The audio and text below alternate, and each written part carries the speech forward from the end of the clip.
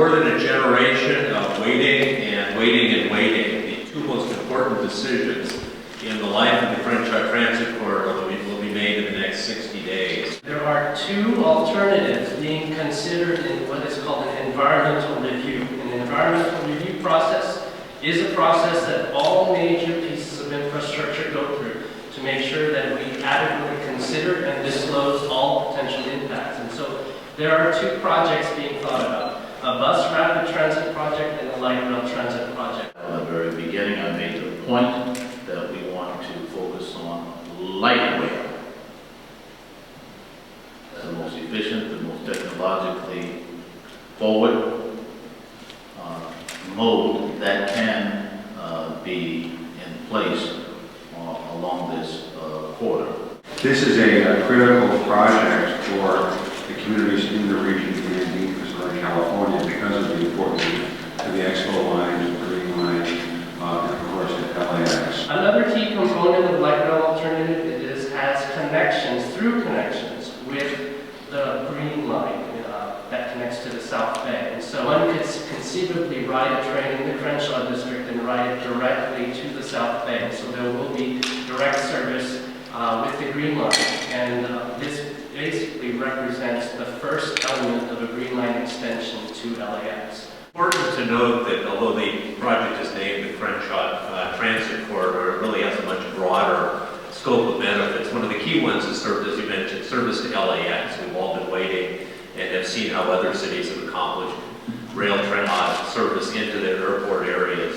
This really does connect the Expo line in the West Los Angeles area with the airport. It's easily expandable to the north to pick up the Purple Line, the subway to the sea at the La Brea station, and conceivably without much difficulty in the future could go all the way up La Brea and connect to the Hollywood Highland station and the Red Line. For the first time, we would have a comprehensive north-south transit alternative on the west side of the city, relieving congestion on the notoriously congested 405 freeway. Funded in large part by Measure R and perhaps other sources as well. This project is feasible. Right now we're looking at the alternatives, as the supervisor said. In the next several months, the board will make a decision as to what the locally preferable alternative will be. That is, a BRT line or a light rail line. We understand the difference between bus and light rail.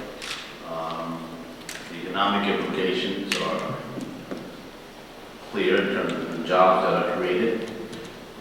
But beyond that, it should be appreciated that if you want the quality of life issues to be elevated, you don't reach down, you reach up.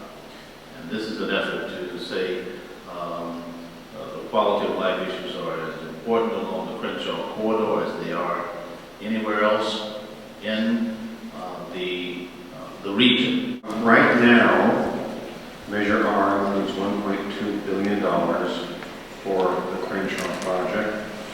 There's $200 million previously programmed against the Crenshaw corridor as well. Costs are critical, and it is not as if there's an inexhaustible supply of money. Resources are scarce, and so your question is quite directly related to the previous two questions. That's why communities need to weigh in. In other words, if there is no voice that's raised, the assumption that decision makers will often make is that that community is not being attentive or frankly does not care what happens. And it's well beyond the point in time where issues related to transit, transportation, mobility are issues that are off the table of communities such as those that align Crenshaw Boulevard. So I'm working as hard as I can to see who are the advocates who will stand up for Crenshaw to the sea.